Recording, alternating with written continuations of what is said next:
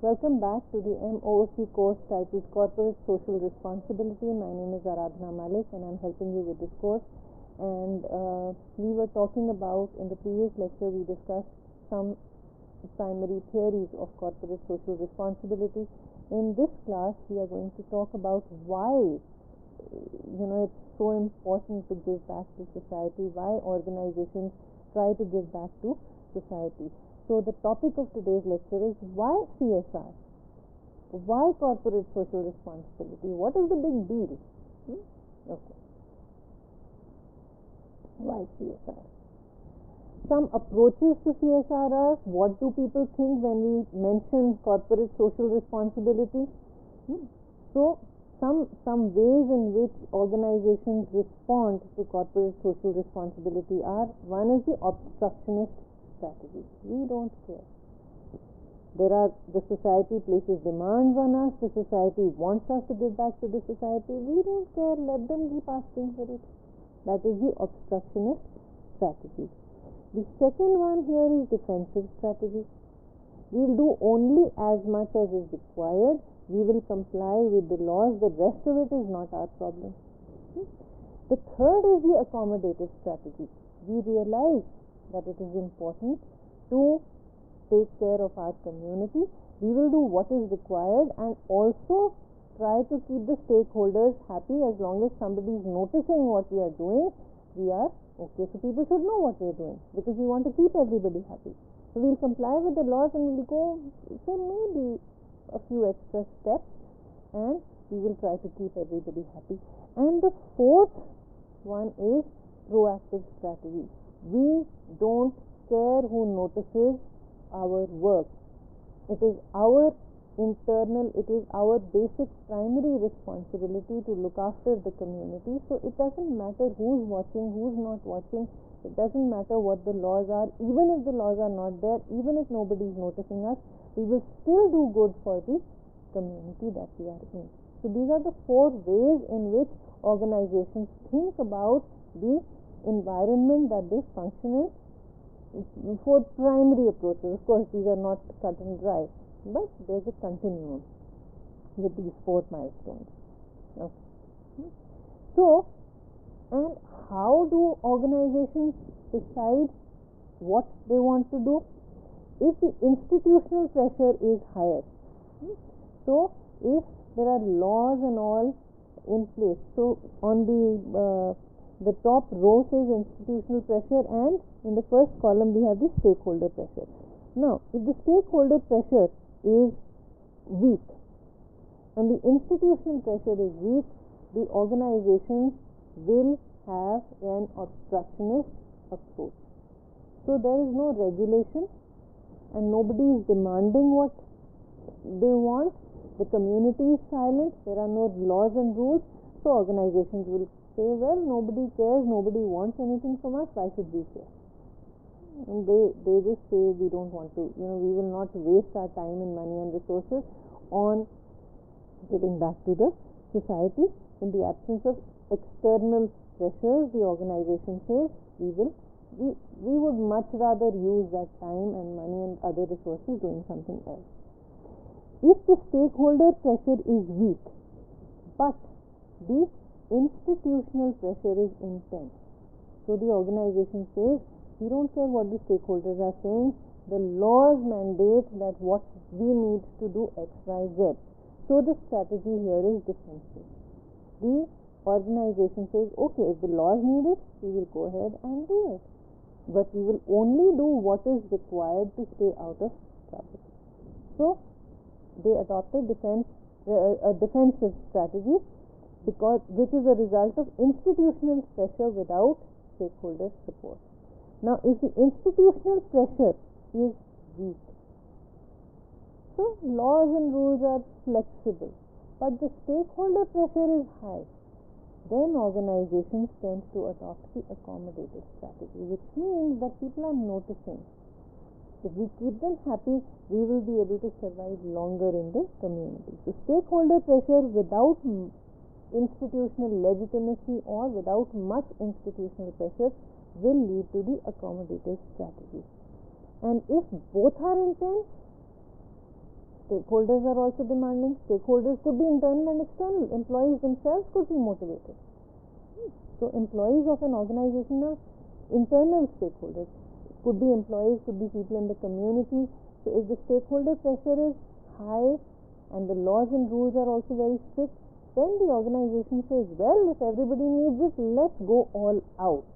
And then they adopt the proactive strategy. Now you say, I just said that we'll do whatever we need to do without, and we don't care if anyone is watching or not. That it appears like that, and that may really be what eventually happens. But both pressures are high, so the organization says, okay, we will go ahead and do what is required. We will go all out. We will go above and beyond the call of duty, and we will start helping the community. So everybody, the government, the people who are being affected by the organization, everybody is happy. Some antecedents of corporate social responsibility depending on conditions. What leads to corporate social responsibility? We have economic conditions and institutional conditions. Corporations will be economic antecedents. Corporations will be less likely to act in socially responsible ways when they are experiencing relatively weak financial performance. They don't have the money. How will they give back to the society? If they are not financially stable, they will not be able to give back to the society. Or when they are operating in a relatively unhealthy economic environment where the possibility of near-term profitability is limited. So they will not be inclined to give back to the society if there are high risks of them not making too much money or not making money in a stable manner. So at that time they say we must conserve our resources because there is a risk that we may not be making these profits in the near future, or we don't know when unexpected events will come and they will prevent us from making the profits we are making today. So they will feel constrained. They will feel under pressure, and they may not want to give so much back to the society. Or if there is too much or too little competition, now again, too much competition is a threat to the existence of any organization. So they are pumping in all their resources in keeping up with the competition. And if there's too little competition, they say, well, so what? If we are not giving back to the society, so what? We are the only ones. If there's a monopoly, they'll say nobody can throw us out. So whether we live up to people's expectations or not, we will still be around. And so the pressure, the stakeholder pressure is lowered when there is too little competition, and so people say, well, we may not want to, it really doesn't help us if we give back to the society.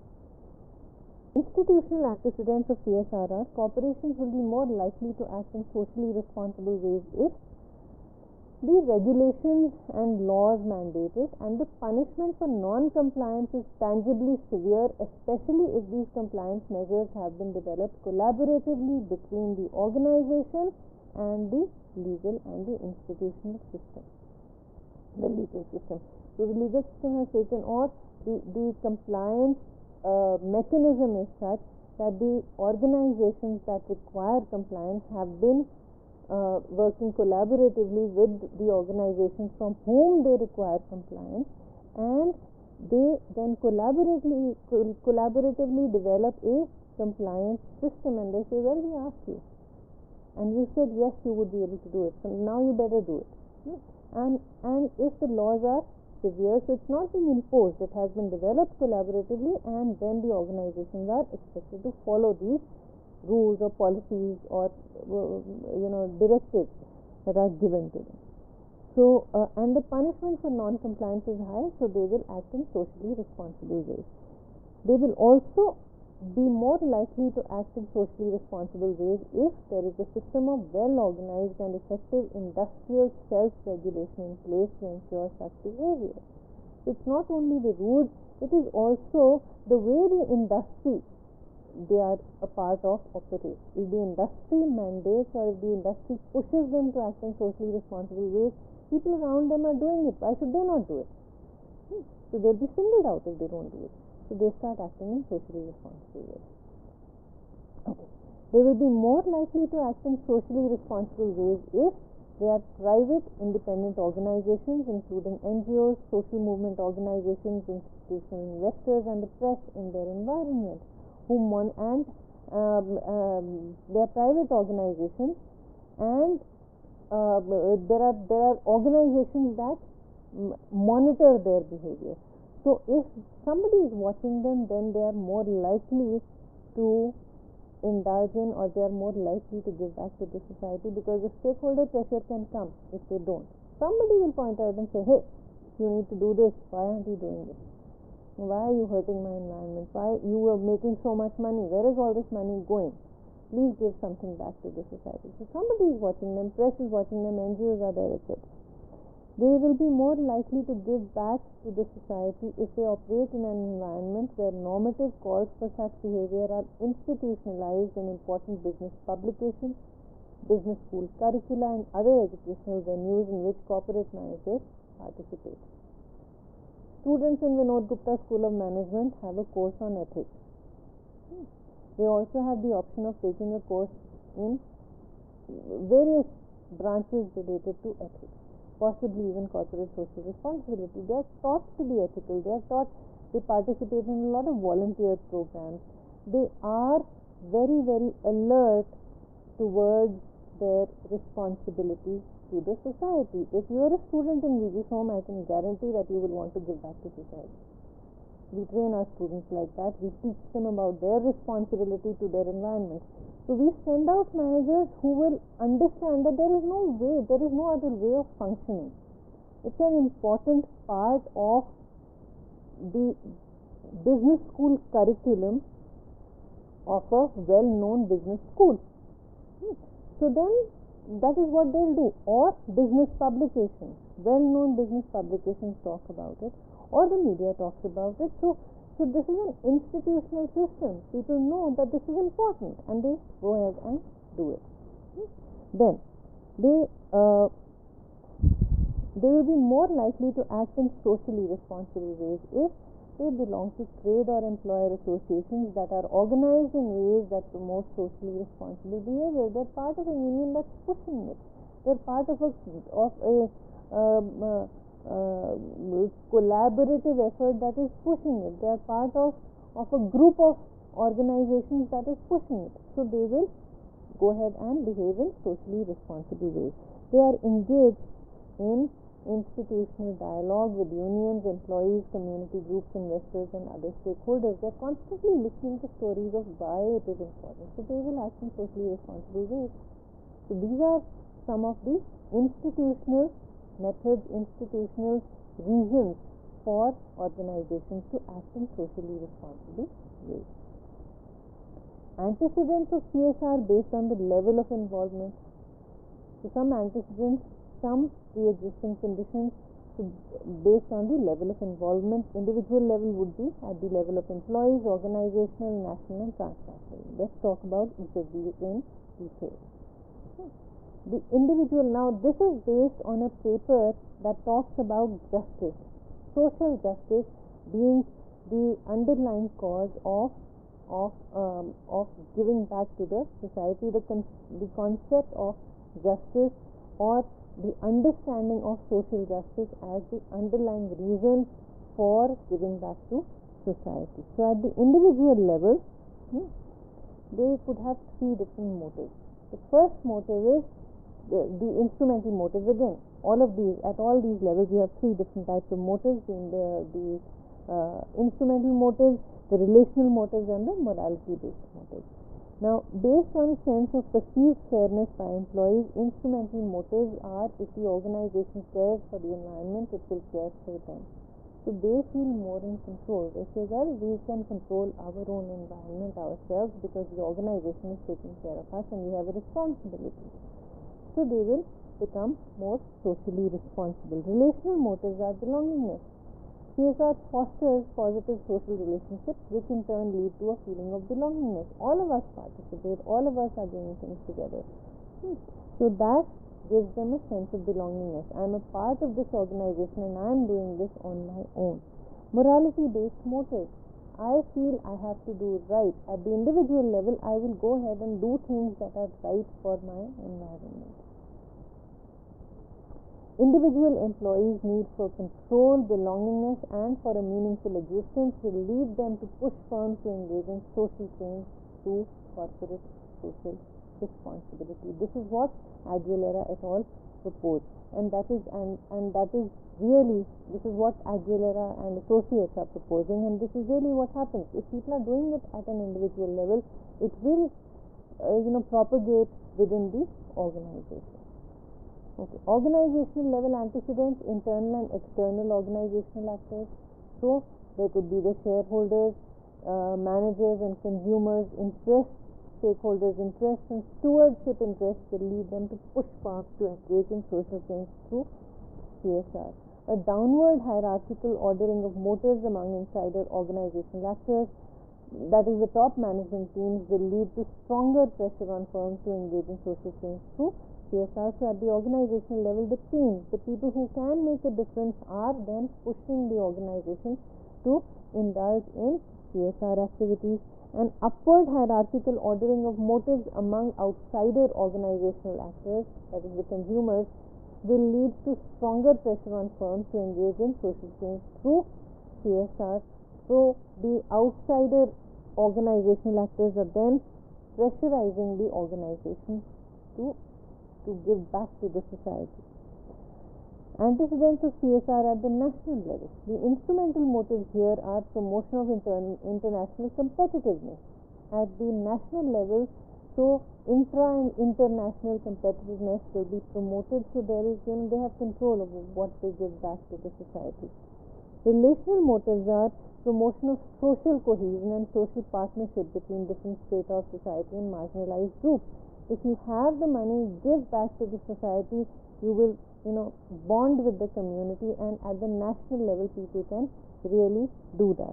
Moral motives are, there's a collective responsibility to the betterment of society. So if I have an industry that can say water purifiers, for example, so I will start, maybe put a plant, we will get together, we'll put a plant, water purification plant, in a place where the water is very dirty, people need water but they don't have enough water to drink. So maybe these organizations just get together and put something there, and through the technology they have. Why? Because we are earning so much, so we need to give back to the society, and we have a collective responsibility as an industry to take care of the environment around us. Government's interest in establishing competitive business environments, promoting social cohesion and fostering collective responsibility for the betterment of society will lead them to push firms to engage in CSR in social change through CSR. So governments will say, well, we will give these benefits to organizations that invest more in CSR. So they increase competition.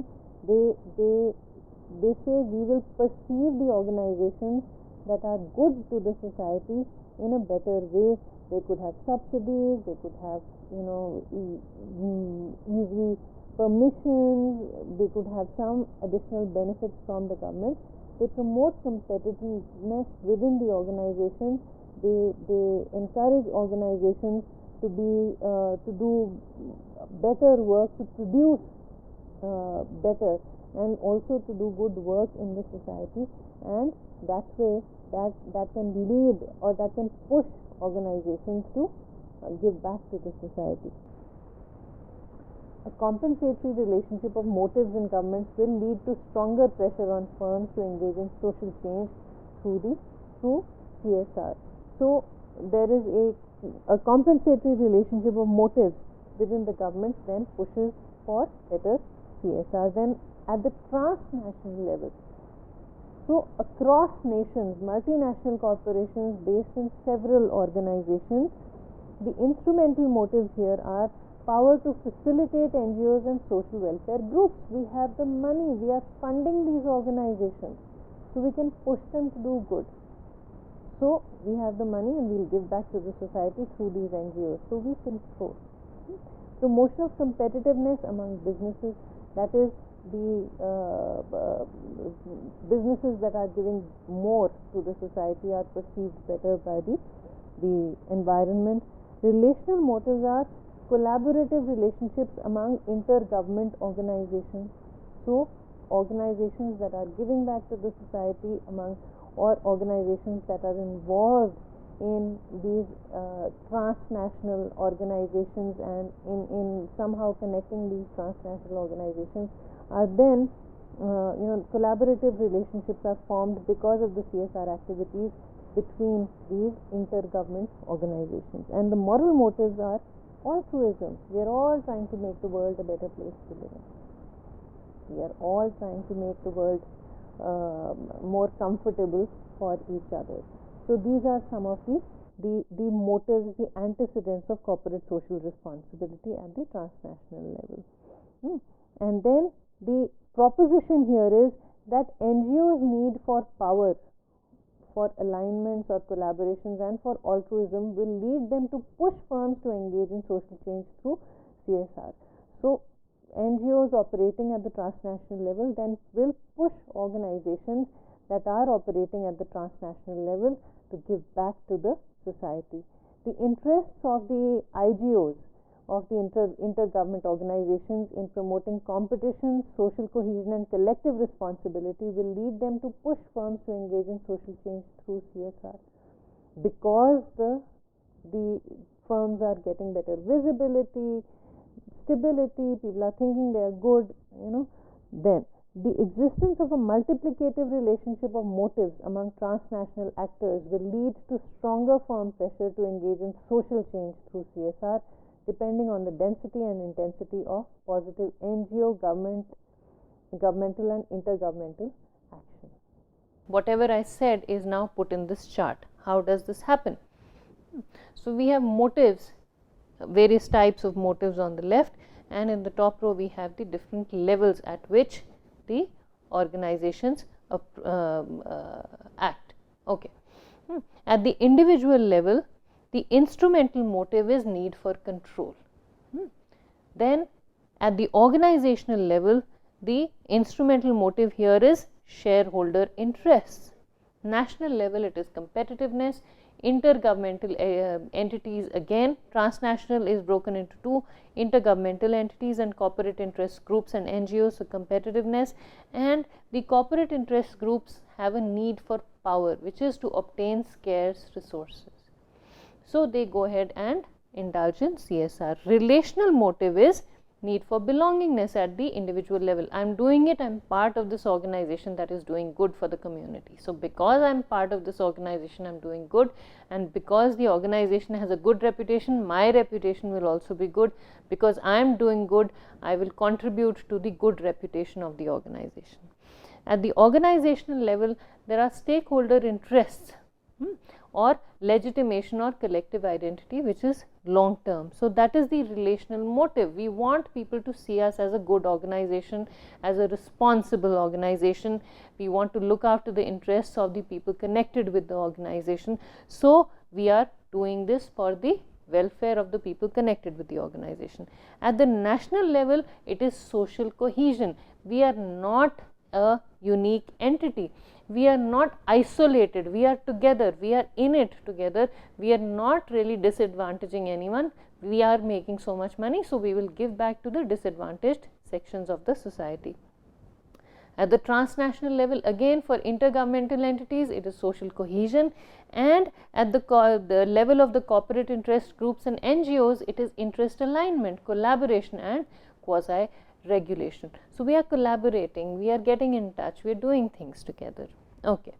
Then if the motive is moral, then at the individual level it is need for meaningful existence. I am a good person, I would like to do good for the community. At my own level, I will do whatever I can in my capacity. At the organizational level, it is the stewardship interest, the higher order values of the organization. It is the vision of our organization to make the environment around it better. Then At the national level, the motive is a collective responsibility. We are an industry, we are doing things together. It is our collective responsibility to give back to the society. Then at the transnational level, again, the corporate interest groups and NGOs say, we just want to do good, we just want to make the world a better place to live in. So it's altruism.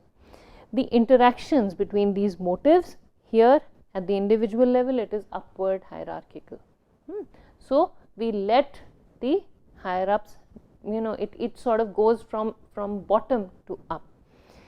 At the organizational level, it is insider downward hierarchical. So the top management says we all have to get together and do something, and it percolates down to the individual level. But the outsiders are pushing the organization to do something. So it's outsider, upward hierarchical. They are pushing people to do something good. At the national level, it is compensatory. The interactions are, we do good for the community perceives us to be good, it helps us stabilize more. Intergovernmental entities, again, it is compensatory, we sort of benefit each other. And at the level of the corporate interest groups and NGOs, it is multiplicative. So this effort grows as we move along.